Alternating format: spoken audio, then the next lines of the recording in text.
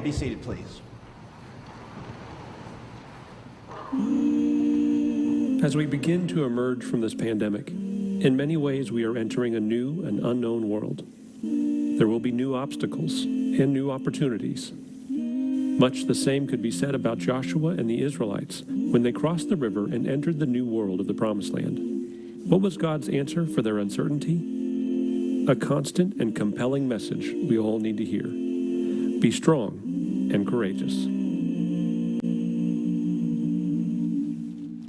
Today is a day of new starts, and we are starting a new sermon series called Strong and Courageous. We're going to look at the story of Joshua and the Israelites from the Old Testament. And while our story today is very different from theirs, we have some things to learn as we look at their story and how it relates to our story.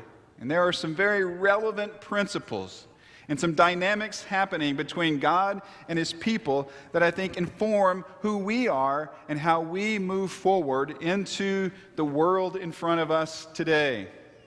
So we're going to spend some time in Joshua over the next few weeks. We're glad that you joined us online. Those of you who are here, it is good to be together. If you have a Bible, you might open it to Joshua chapter 1. That's where we're going to start today in just a few moments. While you're doing that, let me remind you that as we start each Sunday morning series, we have new bookmarks available in the lobby for Discovery Bible Study. For those of you who like the physical piece of paper, those are out there. Take 1 or 2 or 3 or a dozen of those and maybe share them with others, but use them as a resource. This is also on our website under the Resources tab.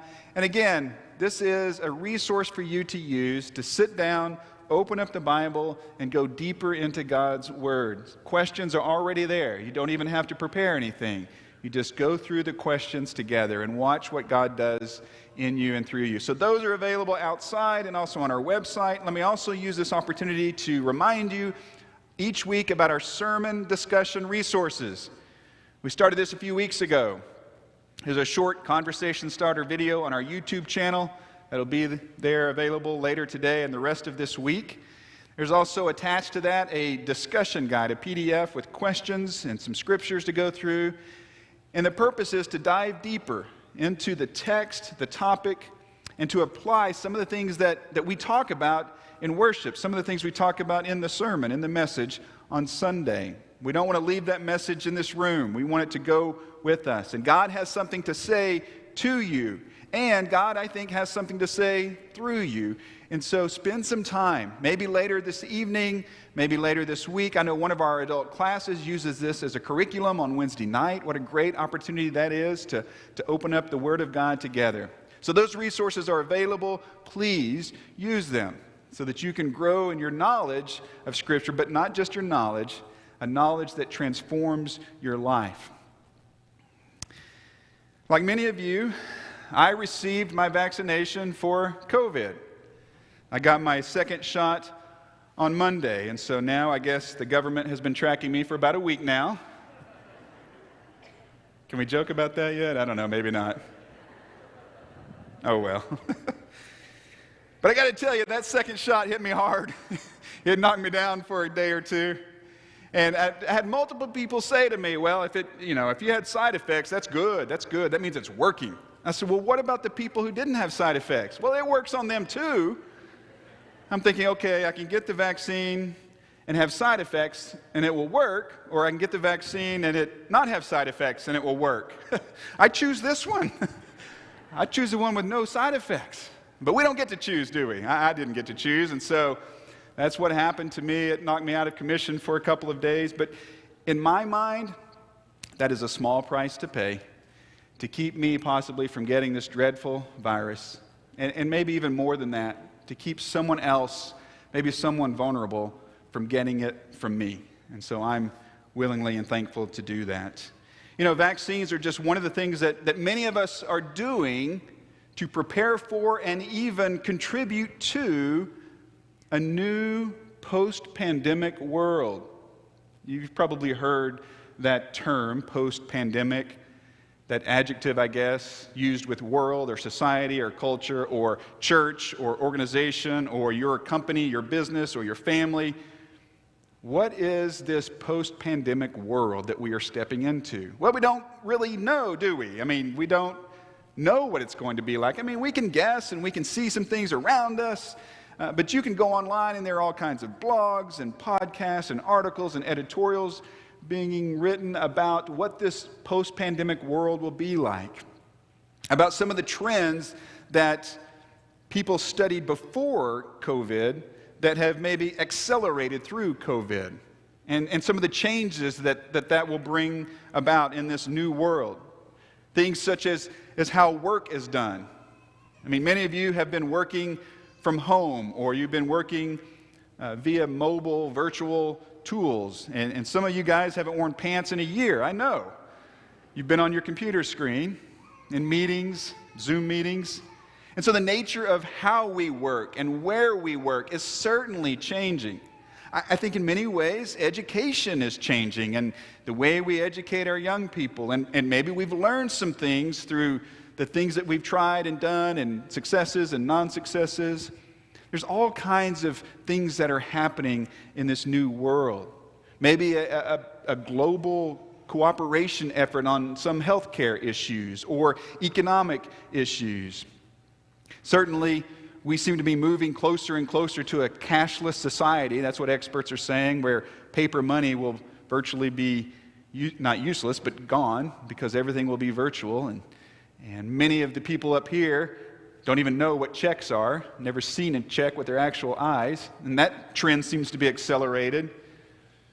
Brick and mortar retail, is that going by the wayside? So there's lots of societal changes, but at the same time, with some of these trends and some of these changes, as we all know, there are cultural waves and political waves and social waves washing over this new world. It's a different world. We seem to be more polarized, don't we, in the world? Politically, on social issues, there seems to be this underlying anxiety level among so many people, and we are in many ways more connected. I mean, this pandemic has forced many of us to a virtual world, trying to stay connected virtually. I mean, even in church, we're trying to use these resources to keep people connected to God and to each other. But as we are forced to this virtual world, how many of us, maybe even many of our young people, are finding their identity in that world? Finding the much-needed validation and affirmation in that world? Which can be frightening, because is that world true reality? So there are a lot of things that are different. There are a lot of challenges. There are a lot of things going on.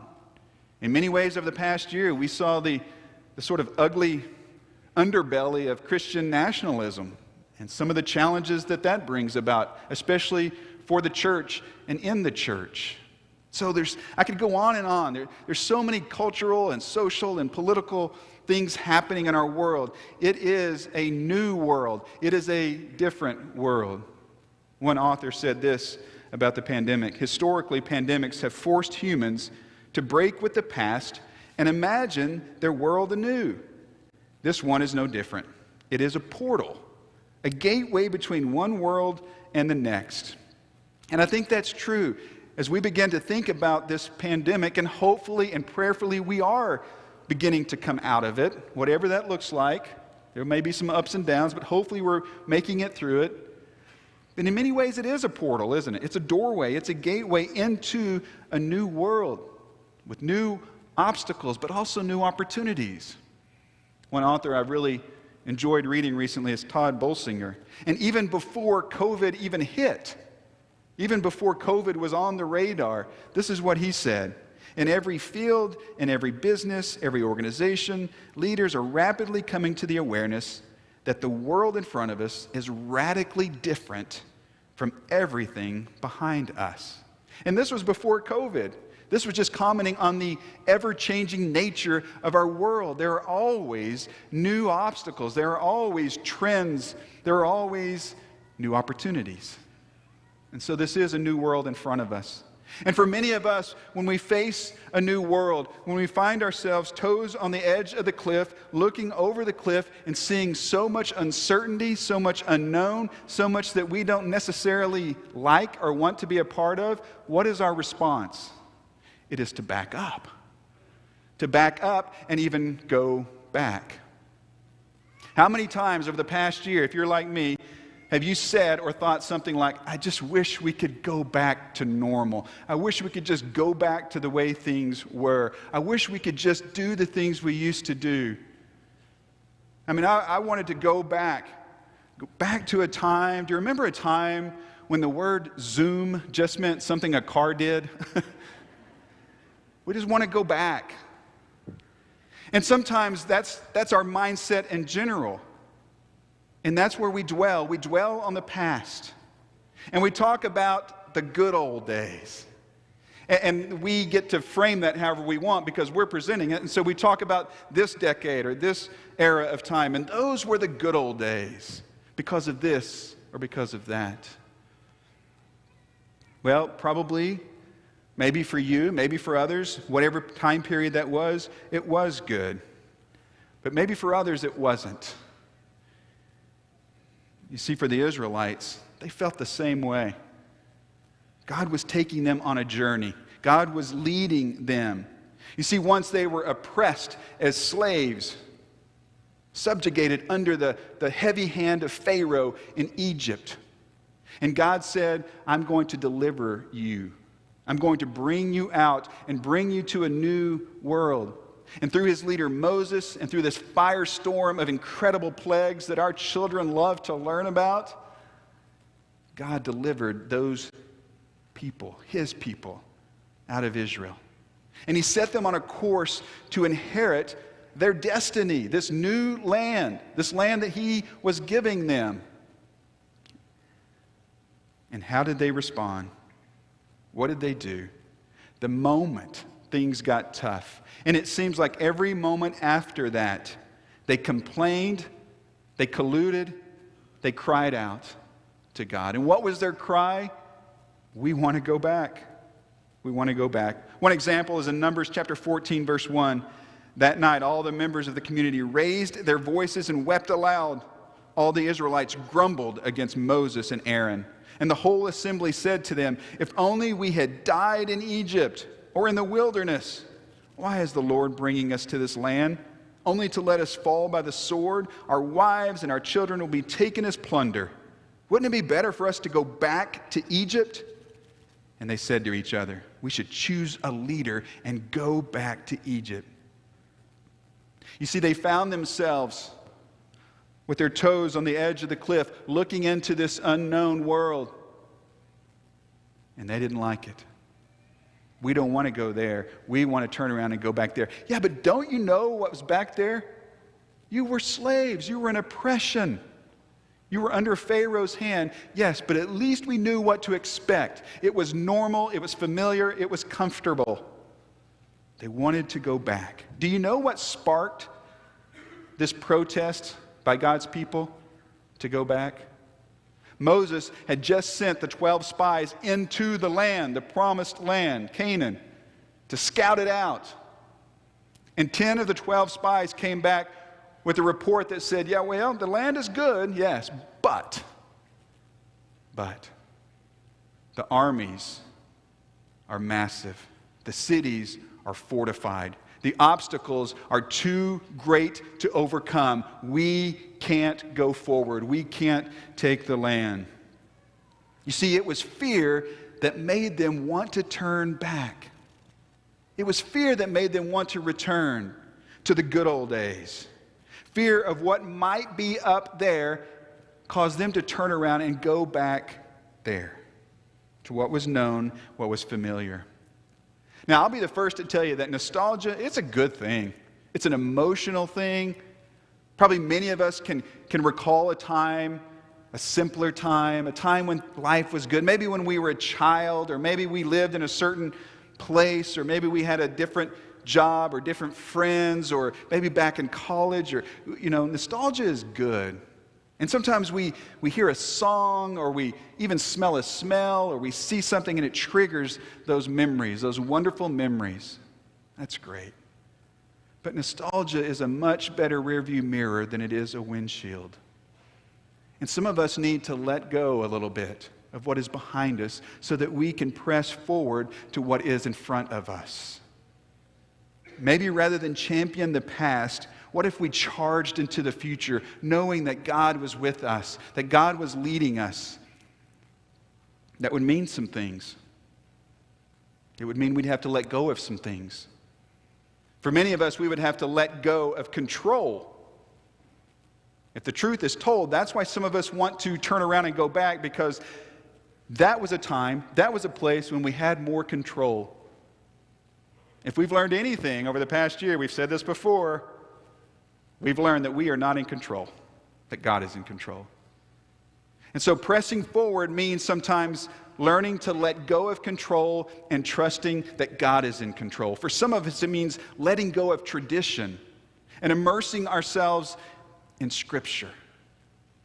For others, it means letting go of this idealized version of the world and choosing to engage the world where it is now with the gospel.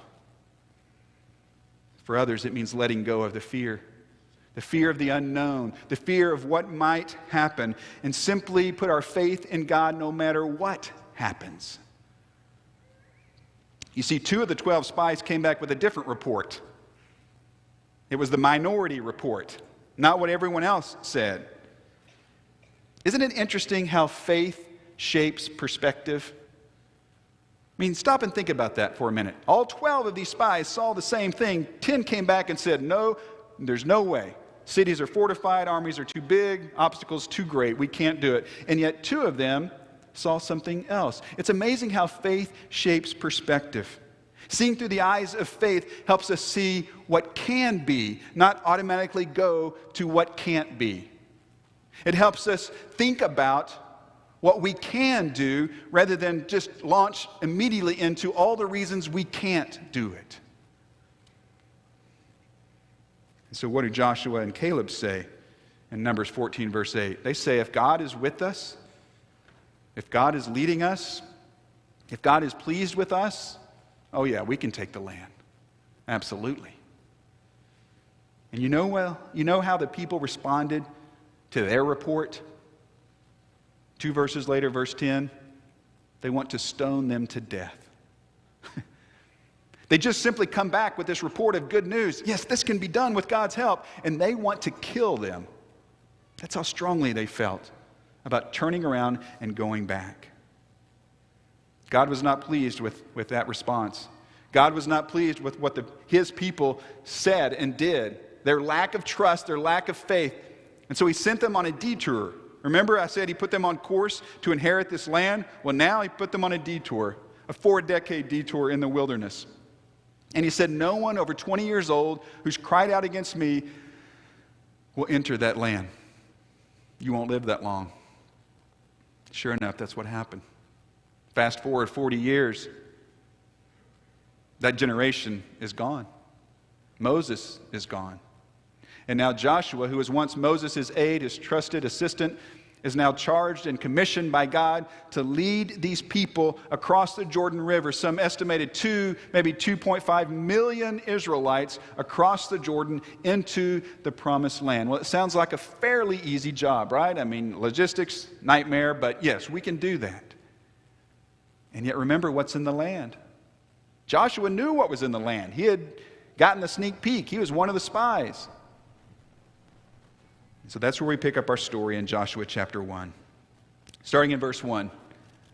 After the death of Moses, the servant of the Lord said to Joshua, son of Nun, Moses' aide, Moses, my servant, is dead. Now then you and all these people get ready to cross the Jordan River into the land I am about to give to them, to the Israelites. I will give you every place where you set your foot.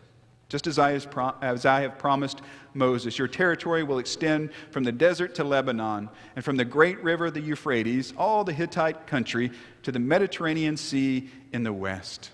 One thing is very clear when you read this text. It is God who is giving this land. They aren't earning it. They don't necessarily deserve it. It is a gift from God. Have you ever wondered why it's called the Promised Land? That's not just a proper name, capital P, capital L, Promised Land. You want to know why it's called the Promised Land? You ready? Because it was promised land. God had promised this land to his people. Go all the way back to Genesis 12, when it began with Abram. And God says to Abram in Genesis 12, I'm calling you out from your home, from your country, from your family, to a land I am giving you. And I'm going to bless you. I'm going to make your name great. And all nations will be blessed through you. You see, this land of promise, was in the original DNA of the covenant relationship between God and his people. God made a covenant with them. And that covenant involved him giving them a new home, a place of their own, this land. And they struggled. They struggled so much to accept that gift. And if you go over there today, they are still struggling with the land. There is so much struggle for that land. God is giving them this land. It is a gift from him. But even as salvation is a gift from God to us, Ephesians 2, 8, and 9, not based on our works, not based on anything we do, just as salvation is a gift from God to us, we must do what? We must receive it. We must embrace it. And God is calling his Israelites here, his people, to embrace and receive the gift. In other words, to enter the land, to take the land. But God is giving it, just as he has given them protection and provision the whole way. And then the Y-O-U, in our story shifts. First of all, it's plural, God talking to basically the Israelites. And then he focuses it to a singular you, talking to Joshua. This is what he says, beginning in verse 5. No one will be able to stand against you all the days of your life. As I was with Moses, so I will be with you. I will never leave you nor forsake you. Be strong and courageous, because you will lead these people to inherit the land I swore to their ancestors to give them. Be strong and very courageous. Be careful to obey all the law my servant Moses gave you. Do not turn from it to the right or to the left, that you may be successful wherever you go. Keep this book of the law always on your lips. Meditate on it day and night, so that you may be careful to do everything written in it. Then you will be prosperous and successful. Have I not commanded you? Be strong and courageous. Do not be afraid. Do not be discouraged. For the Lord your God will be with you wherever you go. Do you remember Joshua knew what was across the river? He was one of the spies. He knew there were obstacles. He knew there were fortified cities. He knew it wouldn't be easy, especially by human standards. And so God knows that he knows that. And so what is the prevailing message, the repeated message that God gives Joshua? Be strong and courageous. Be strong and courageous. That was the message that God wanted to implant in the heart and the mind of Joshua, so that he could pass it on to the people of God, so that they would have what it took to let go of the past, to step forward into that future, into that new reality, that new world, the land of promise. That's what God wanted. And so he says, be strong and courageous. And while today we don't presume to be in exactly the same spot, nor have the same circumstances, and by the way, we should also be very careful not to assume that we as a nation are God's covenant nation, as Israel is in the Old Testament. I think there are a lot of parallels. I think there are a lot of principles from their story that inform our story. And it's pretty clear that we need to be strong and courageous. And I think God is saying that to us today. Be strong and courageous. There is a new world in front of you. There are unknowns. There are obstacles, absolutely. There is uncertainty, but there are also opportunities. And so be strong and courageous. What does that mean? What does that look like? What did it look like back then for them? And what does it look like for us? I want to share just a couple of quick points before we wrap up. And the first one is this: Courage is connected to mission. Courage is connected to mission. God didn't want his people to be strong and courageous just for the sake of being strong and courageous. He didn't want them just to be able to flex. Evidently, in weightlifting and bodybuilding, there's different kinds of workouts for different kinds of muscles, meaning there's something called show muscles for appearance and something called go muscles for function and strength. Did you know this? Show muscles and go muscles, and of course some of us with no muscles. And so you train differently if you want to look strong than maybe you would train if you want to be strong. Strength for a reason, for a purpose. When God says be strong and courageous, it's not just so that you can look good, so that you can look strong, so that you can impress everyone else. It's for a reason. It's for a purpose. God says in verse 6 to Joshua, because you will lead these people. Why am I supposed to be strong and courageous? Joshua might think, because you are to lead these people. You are to mobilize these millions of people into this new land, which, by the way, is already occupied by less than friendly hosts. So you will need to be strong and courageous. You see, that was his mission. He told Israel to be strong and courageous because you will need to take the land. That was their mission. We need strength and courage to accomplish our mission in this day, in this time. Well, what is our mission?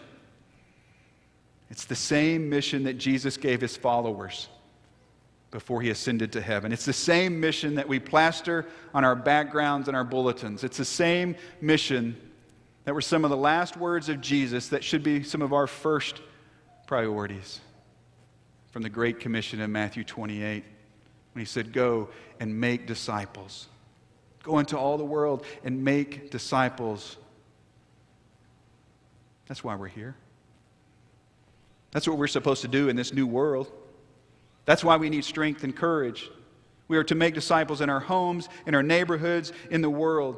We are to develop as disciples so that we can make disciples. Our mission is to be and to develop disciples of Christ in this world. May we never forget that. No matter what's happening around us, externally or internally. And in case you didn't know it, we need strength and courage to do that. Especially as we enter this new world in front of us. Why? Because we are facing a world with giant armies and fortified cities. What has emerged and accelerated through this pandemic portal is a post-Christian, highly individualized, anxiety-riddled, connected but isolated, sexually misguided, hostile, nationalistic world. That's why we need strength and courage. Because within that world, there are precious souls who need Jesus. And our mission is to take Jesus to them. So what do?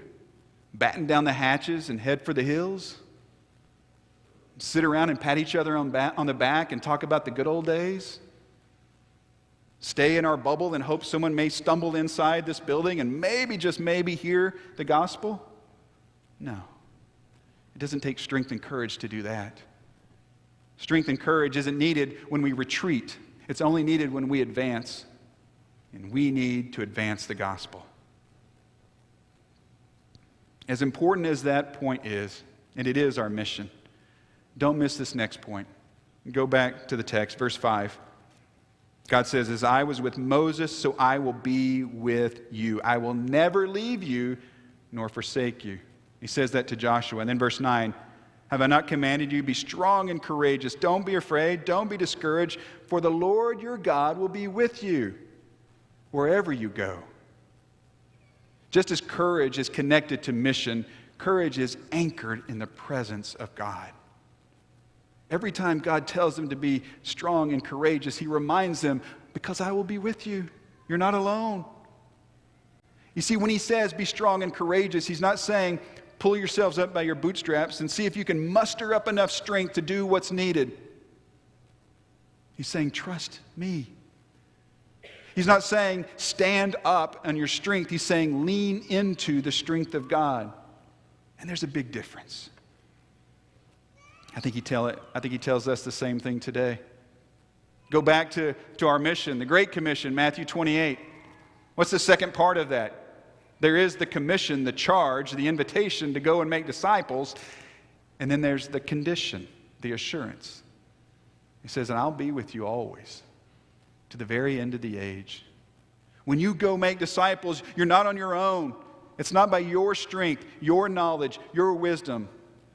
Do we need an understanding of the gospel? Absolutely. Do we need to share our story and how God is working? Yes. But ultimately, it is God working in us and through us because He is with us. He will never leave us nor forsake us. Any strength that we have to overcome temptation, any strength that we have to overcome opposition, any strength and courage we have to enter a new and unknown world comes not from us and how wise we are and how experienced we are and how good we are. It comes from God. And God continually tells us that He is with us. Throughout the New Testament, John 1, the Word became flesh and what? Made His dwelling among us. When the gift of Jesus is told about and predicted, the word Emmanuel is used. And what does it mean? God with us. In John 14, Jesus says, I am sending you a helper who will be with you. Acts 2:38, when we are baptized into Christ, we receive what? The gift of the Holy Spirit. 1 Corinthians 3:16, our body is the temple of the Spirit of God who dwells in us. God is with us, and because He is with us, we can be strong. God wasn't just with Joshua and the Israelites. He is with us. And He will be with us as we move together into this new future. And any strength that we have will come from Him. A few years ago, I was privileged to have the opportunity to attend a local grief seminar held by Matthew's Funeral Home. Randy brought in a speaker named Bob Willis. He was a sculptor and a speaker, and so the whole time he was speaking, he was working on this glob of clay. It was kind of fascinating. Maybe I should do that to keep some of you awake. We would start with the glob of clay, and by the end of the sermon, we would have a glob of clay.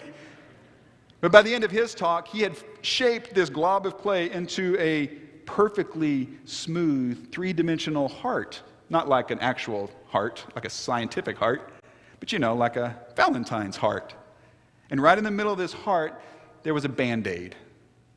And obviously, this was a grief seminar. It was a symbol of the wounded hearts that we have when we grieve. And yet, there is hope, and there is mending of the heart. There is comfort to be found. And I'll never forget one of the stories he told as he shaped that clay into that mended, broken heart. He talked about a young family in East Tennessee, and I remember him saying, you don't really do much evangelism in East Tennessee because everyone there thinks they're already in heaven. I guess since he was visiting here in Oklahoma, he thought we might appreciate that. I didn't know. But he said this young family, unfortunately, one day had this tragic accident, and the mother of the family passed away. And on the day of her funeral, hundreds of people came to the funeral to support the family and to remember her. You know how those days are. They're busy, they're long, lots of hugs, lots of tears, lots of food. Finally, at the end of the day, the people had sort of all filed out, and all that was left in this quiet home was this young father and his young child. They were exhausted, and it was time to go to bed. And so Dad tucked his son in, gave him a kiss, turned off the light, and said goodnight. Walked down the hall a few feet to his own room, got ready for bed, got into bed, turned off the light, somehow trying to go to sleep. And it wasn't long before he heard the voice of his young son.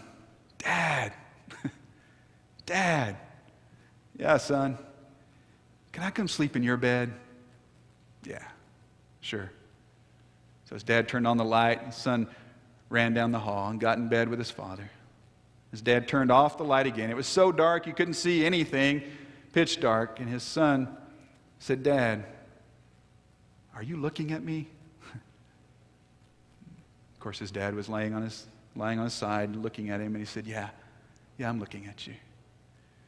And that was enough comfort for that boy who'd been through so much to find peace and to go to sleep. And when he went to sleep, the father rolled over on his back and staring up at the ceiling that he couldn't see because it was so dark, he wondered, God, are you looking at me? Are you facing me?